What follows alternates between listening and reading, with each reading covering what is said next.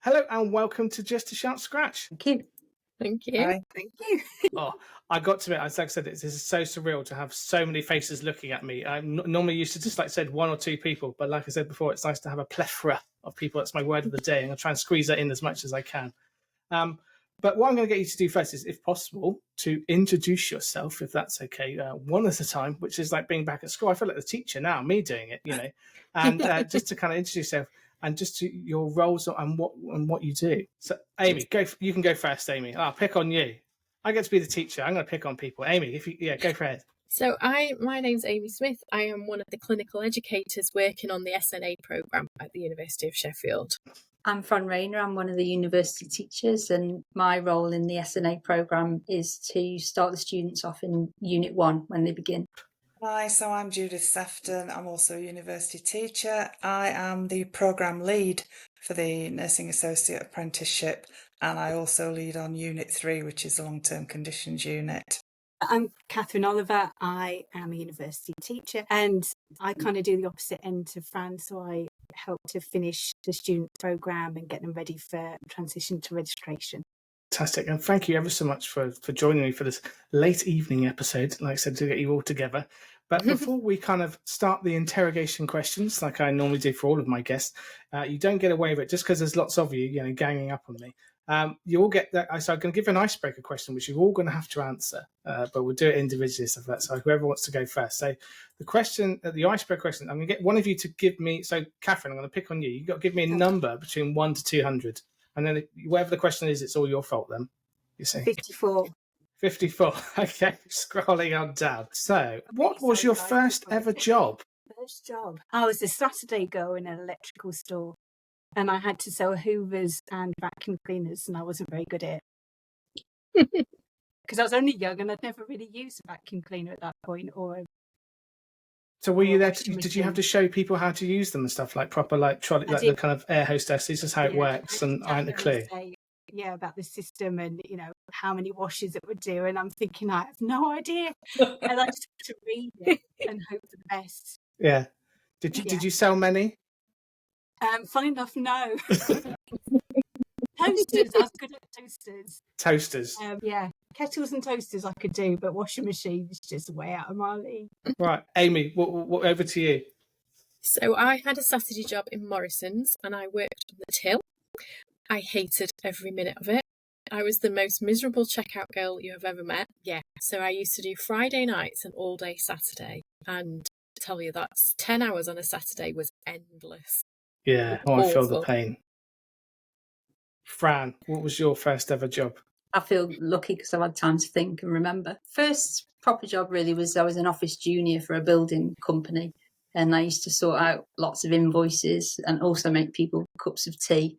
And I always slopped it in the saucer, and my supervisor always looked at it like that because instead I'd given her a remote. But I learned things about getting up and being somewhere on time, I think, and trying to save your money for your lunches, and I never did, so I always used to eat some bits from the chippy. Yeah. Oh, nice. And Judith, what was your first ever job? Well, my first ever job was a Saturday job, and I was 14 years old, and I worked in the local chemist on a Saturday. And it was at the time, you can tell how long ago it is, it was at the time when each prescription item was 20 pence. Wow. A long time ago, yes. And the chemist was a guy, and then his wife was an absolute horror. And she was always there on a Saturday morning, so we never got a minute to relax. And then in the afternoon, she wouldn't come back after lunch. So we got to play with all the makeup and have a look at all the different lipsticks and try them on. Try them on, yeah. Different fragrances, bit of cologne. Yeah, that's nice. Rubbing up. Good fun. Really good fun. That's so cool. Well, obviously, I don't get away with that, not answering the question as well. So my first ever job, obviously a Saturday job, because that's the only time we could go to work when as a teenager. And I used to work in a place called Wimpy. Oh yeah. Oh Yeah. yeah. And it was my first ever job. I was only 14 at the time, because I didn't realise you could be that young to work on a Saturday one. And I got paid £2.18 an hour. It's like, whoa, you work so much. And I came home, I think, with 1 month's wage, and I think it was like 50 quid. It was like I have to work every Saturday, and I was like, this ain't worth it. I'm not doing that. No. So right, that's fantastic. Well, we've broken the ice now. We reminisced about our jobs, and especially the 20p for prescription. Yeah. That's the bombshell in it all. So my first real question is it's going to go to Judith, because there you go. It's the way it goes. You've been clear on the kind of the nursing associate role, and it isn't half a nurse. So it's in its own profession. So can you talk about how Sheffield reinforces that from day one? Yeah, so we very much emphasise that the students who are coming onto the nursing associate programme are coming onto the programme to become nursing associates. Some of them may want in the future to go on and be a nurse, but they are coming on to be a nursing associate. And we're really able to emphasise that because, for example, we have nursing associates who work in our teaching team.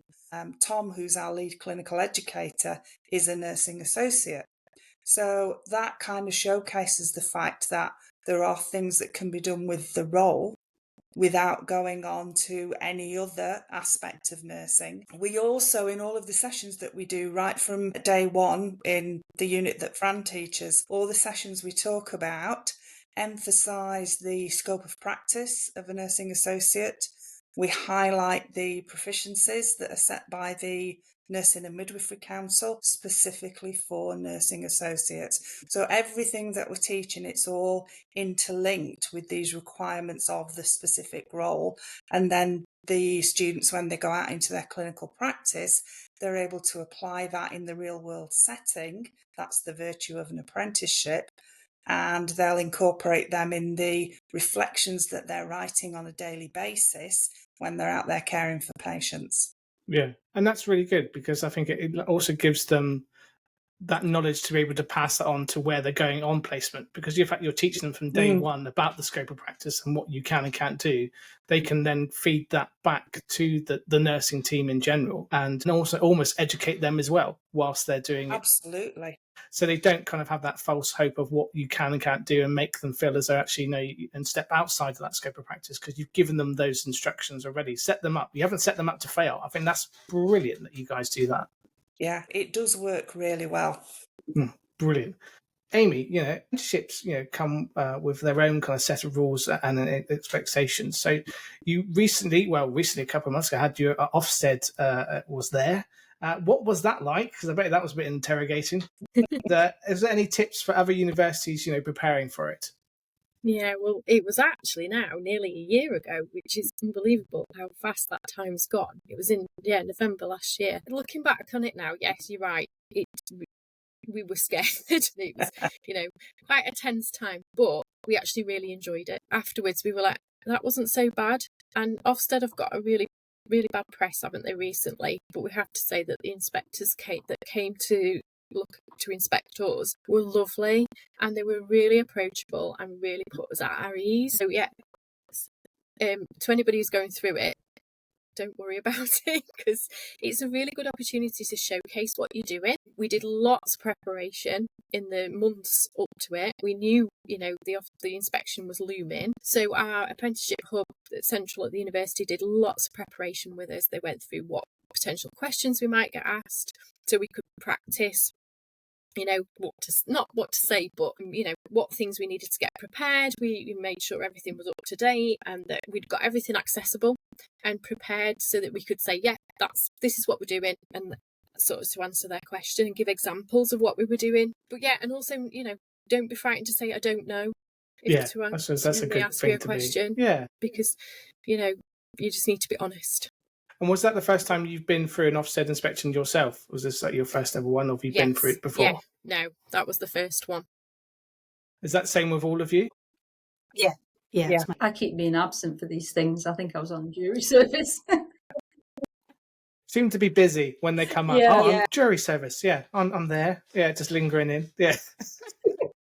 But I have to say as well, we had a director of apprenticeships, Lynn Firth, who sort of led our team, and she prepared us so well. Unfortunately, she's no longer with us. We lost her earlier this year, and yeah, she did a great job she'd done many Ofsted inspections before, so she got us really well prepared. Bless. Yeah. Tom, the podcast that's come out or will be coming out, he did mention about this lovely lady and stuff like that, and what an impact she brought to you guys, and really kind of set you guys where you are now, the standards and that profession going through. So blessed, amazing. So Fran, lots of nursing associates ask about becoming an RN, but not everyone wants to go down that route. So how do you help students explore both options without feeling that pressure to kind of go down the registered nursing route? I think from the start, we're really open and honest. And so we can have group discussions about who knows nursing associates already, what do they do, who knows people who've topped up and gone on to do registered nurse course as well, so that they can always be thinking along the way, what's right for me? Because everyone will have a different experience of the course. So they might be new to academic study or coming back to it. And I think it's just being able to be flexible, to be able to have open conversations about what's possible. And throughout, we keep in touch with alumni, so people who are nursing associates qualified come in and talk to students about what they do in all fields as well. So that's across learning disability, mental health, paediatrics, so that people can feel optimistic about their future, whichever pathway they take, whether they are a nursing associate and perhaps go into a field of research or education like our Tom has. So I think it's just making sure that we don't have any bias either way. We're just wanting more options for more individuals, whichever they do. And how do you see the kind of NA role developing in healthcare, based on your experience? So in my experience, kind of generally, do you mean? Yes. Yeah. Well, I think, if we look back over time, all healthcare roles of registrants have evolved over time. So I guess, there are many possibilities. And I think what's important is that people have the right preparation and the right support wherever their registration and their job role takes them. I think that's key. So, I work in primary care, and that's somewhere where there aren't as many nursing associates, I don't believe, as there are in secondary care and other areas. But it's somewhere where I see in the future there will be and can be more. And I think that what's really important is support, so that people can develop and grow, professionally with good support. I don't know, that might be a bit vague, but No, that's absolutely perfect. Absolutely perfect. So, no, it's all good. So, Catherine, you focus a lot on palliative and end-of-life care. So how do you embed that into a way that is meaningful to NAs who might not work in the hospice setting? Yeah, palliative care is really my background. That's I was a hospice nurse for quite a while in both hospice and in the community setting. So coming from that background, I think I've learned a lot of principles that are valid for nursing associates, whether it be that they do want to go into hospice, and we have had some that wanting to go into hospice care and into palliative care. But I think it's brilliant to get those principles of what palliative care is, which at core is just really good holistic care for patients and for their families and those that are important to them, and applying it into wherever they are. So whether that be that they're in A&E, I think, for those patients, those people that are working in A&E, they've got such a tough task for them sometimes. I sometimes have got like months to build up a relationship with a a patient and family and start to find out what they want, what their wishes are for end of life, whether they want resuscitation, all those kind of things. I've got time to do that. In A&E, they've got like minute to do all of that stuff. So I think it's a real skill that we're able to pass on. You know, the principles that we can say, have you considered that holistic aspect? Have you thought about that person behind the treatment that you're offering, that care? So yeah, just making it bigger than just that thing that they're doing at that time. And your PhD kind of looks at teamwork between paid staff and kind of volunteers. So what's one insight from that works that's changed how you teach? Well, I've done it now.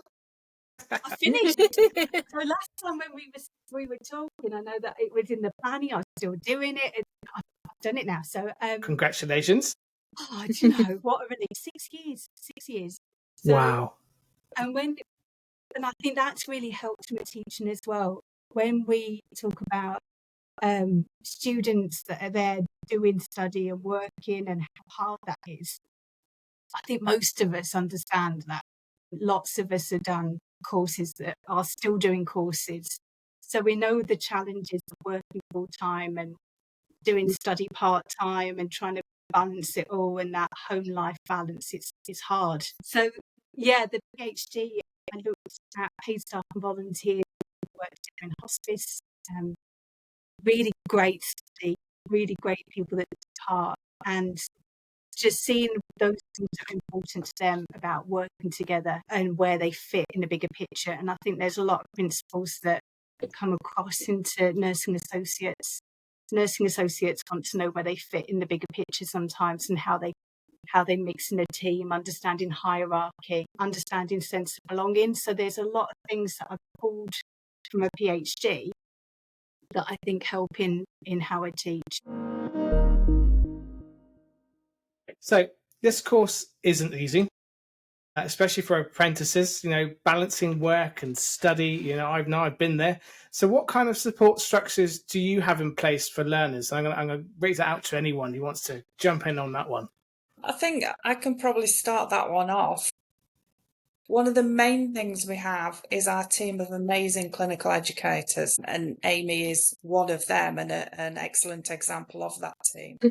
And our clinical educators are kind of the link between the clinical setting and the university. So obviously, as an apprentice, they are learning on the job, but they have to link in the theory that we're teaching them into that practice. And the clinical educators are there to meet that need. And then also we have, obviously ourselves as academics, we're there to support.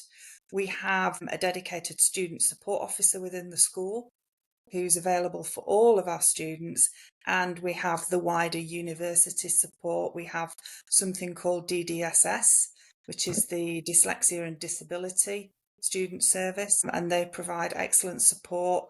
And then we have study skills support as well. We have an academic study skills centre, we have the library, we have the English teaching centre. There's lots of support there for the students.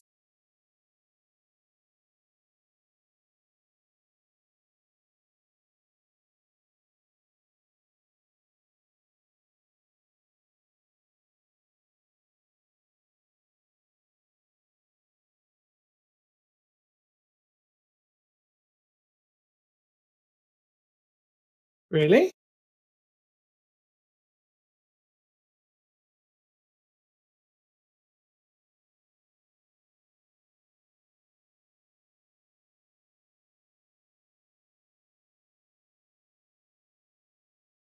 Oh, that's amazing.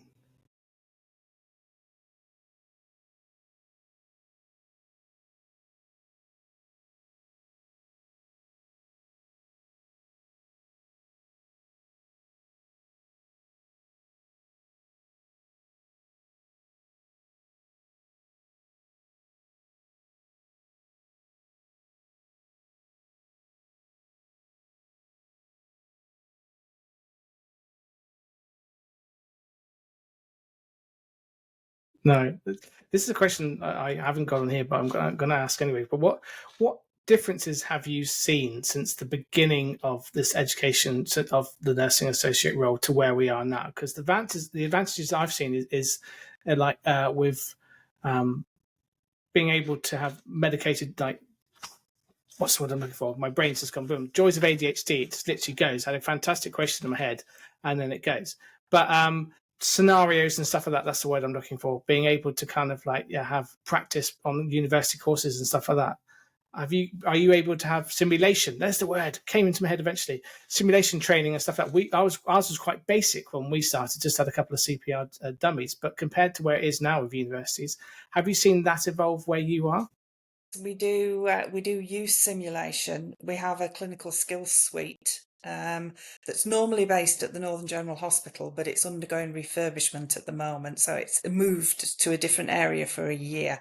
But there are various mannequins that range from your simple basic resuscitation type mannequin to mannequins that make noises, breathing noises, vomiting noises, anything like that. And we're also looking, our undergrad colleagues have started using virtual reality for simulation, and we are about to adopt that as well ourselves. We've had some meetings fairly recently with our learning technologists to start looking at ways in which blended learning can be incorporated into the programme, and virtual reality is one of the ways that we'll be doing it. We have some, although I don't think any of us have seen them yet, there are a set of, I believe they're called anatomy tables, and it's basically where anatomical parts, if you like, are displayed so that it makes it easy for the students to actually see anatomy as it would be in a real person,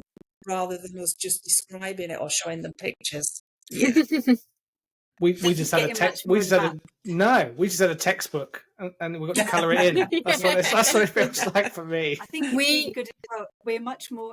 It's much more hands-on-y than it used to be, because Yes. a lot of our nursing associate students often tell us that they like hands-on stuff. So it's great to give the opportunities to really see things, engage with stuff, try out stuff, work in teams, in sim, and see what it feels like in a safe environment. So I think for nursing associates, it's brilliant to give them that real hands-on stuff that they can get involved in.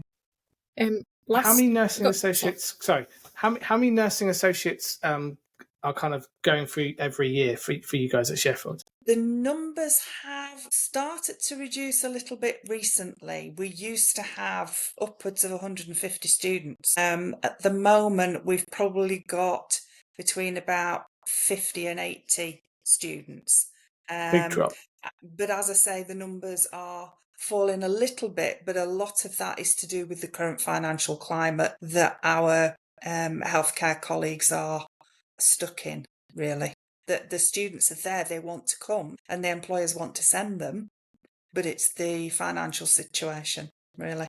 And that kind of leads me on to my next question, really, was if you had the ear of NHS England or policymakers, what would you want to change or improve about the nursing associate pathway nationally? Yes, exactly that. The money being available where it's needed to be able to allow these students to come on these programmes, because it really is the opportunity of a lifetime for some people who thought they'd never be able to get into a university programme, and to be able to do something within the healthcare field that is crying out for dedicated people who really want to do caring roles. And I think just putting the money there to support apprenticeships would be certainly what I would want to ask. Anyone else? I agree as well. Yeah, definitely. Ditto. No, it's good. And it's something that I, am trying to get to speak to those people. I've got, the petition that we did back in April is still going. It's still heading towards Parliament, and I'm lucky enough that the MP that's behind me is going to be asking that specific question about apprenticeships and money, hopefully this month in October, in the Houses of Parliament, to our Health Minister. So fingers crossed that he gets his ticket to be able to do that. And it would be great to start that process of having that conversation about the future for nursing associates with this government, because obviously we know that they are looking to take the reins back off of NHS England. So hopefully we can get on board and be part of the train journey going forward. And I think that's what we're just trying to do to make sure we're still going, because it's such a valid a role in this healthcare. That's why I'm so passionate, and I'm so glad that I've got guests like you coming on and talking about the Sheffield University and what you guys get up to, and lovely to have Tom on as well to talk about his role and how you guys have helped him get to where he is now. And it's without you guys, we wouldn't be here. We wouldn't be doing the stuff. So I thank you from the bottom of my heart to have you on. But before we wrap things up, like I said, I always get my guests to kind of give us a song that we can add onto our playlist, just for our RNA and SNA playlist, for those to kind of help them get through their long days or their final little push to get them over, get them to their next course and stuff. So I don't know if you guys have had your discussion of which song is going to be. You have. Oh, this is exciting. And we asked the students. We thought it was too much pressure for Too us. much pressure. Too much pressure. We couldn't go because you'd be judging us in our music choice. And we thought we'd roll it out to the students and ask them. So they've nominated, haven't they? And then we've obviously had a listen afterwards. Yeah. So they've gone agreed. for Miley Cyrus and they've gone for The Climb. Oh. And which actually, being good tutors, we had a listen to the words and made sure that they were okay. And you know what? It really did. It was good. We listened to it and thought it just sums up the nursing associate course. And, it's not just about reaching that goal. The whole course is about that journey to getting them to where they want to be. And I get the privilege of looking after them right to the very end and, looking after on the end day and talking to them about their experiences. And they do talk about the journey and it being a bit of a struggle at times. It's not always easy, but that it's really worthwhile. So I think it perfectly sums up what they were getting at. So yeah, well done, students. Thank you. No, that is great. And I know I would probably say goodbye, but me being me of my ADHD brain has come back with another question that I do want to ask you all individually. Is you had the opportunity, like I said, with education to go on and maybe help nurses and stuff like that. But why did you choose the nursing associate course? And you all got to answer it. That's what I'm going to say. You all get to ask, why did you choose the NA and not the RN to support the education? I think if I go first, I didn't initially get I didn't choose it, shall we say. Okay. I was part of the undergrad team at the university around the time when the pilot for the nursing associate was being rolled out. And we were part of that pilot group. Then when that was successful, I was then approached by our then head of school to say, would I be interested in joining the nursing associate team?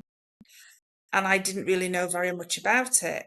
So I then had a conversation with the late lamented Lynn Firth, who whetted my appetite.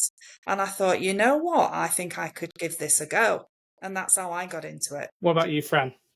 Similar, really. I joined the university from another university and I was, I was available and I fit with a space that came up in the nursing associate teaching team. And I guess because of my primary care background, there was a unit that was a lot of long-term conditions. So I fit into that.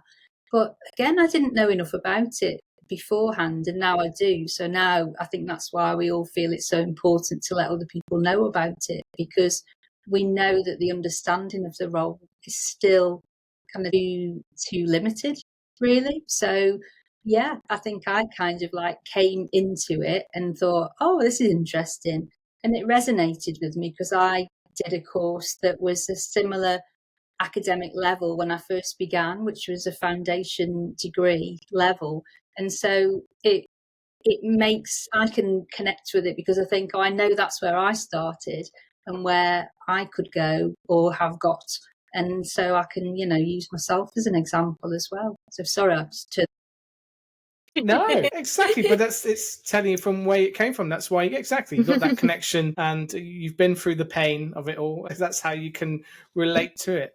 And Amy, what kind of made you kind of think, yeah, I'm going to do this? So I was working as head of clinical training for a private home care company. So I was involved in developing registered nurses in their CPD. And I was looking for a change, so I started to do some ad hoc work for the university, doing some clinical skills training and things like that. And I remember one day I was working with Judith, and we were talking about with the SNAs, and we were talking about the role, and I was like, well, I really like the sound of this role. And I like Fran said, I didn't know a lot about it at the time, but I'd met them and I saw how keen they all were to learn, and also those that were teaching them, it was a great team. And I was like, I want to do this. So a clinical educator role came up, and I sort of jumped on it and was successful. So, here I am still 5 years later. And Catherine, go on, you get to round it off. I was at another university before coming to Sheffield, and I used to teach on the adult nursing programme final year. I seem to end up with the final year. And I used to get nursing associate students coming into the adult programme and just thinking what brilliant students they were. They seemed to have a really good understanding. They were really grounded, really professional. And so when the job came up at Sheffield, I thought that'd be really good to do. I've always been really interested in changing a bit of quality improvement as well, and I think the nursing associate role is just brilliant. And I think anything that we can start to see change in NHS, really push for people to be getting into roles, I think is great. So, like Fran as well, I started as a bank healthcare assistant, so I think in that journey that I've been the same as Fran and all of us, we can see the benefit of education, of where it's taken us, and I like sharing that with others. So yeah, good. No, brilliant. And I'm sorry that I put you back on the spot. I don't normally go back once I give everyone the question of like the music song. I don't normally go back, but I just had to ask you because I could hear and see how passionate you guys are about it, and I just wanted people to understand, the reasons why you chose it, and it really has fantastic that I could hear that and see you guys. And thank you ever much for joining me on Just a Sharp Scratch. It's been an absolute pleasure to have you, and I've never had, like I said, so many faces to look at. I'm not going where I'm going. Thank you ever so much. You're welcome. Thank you.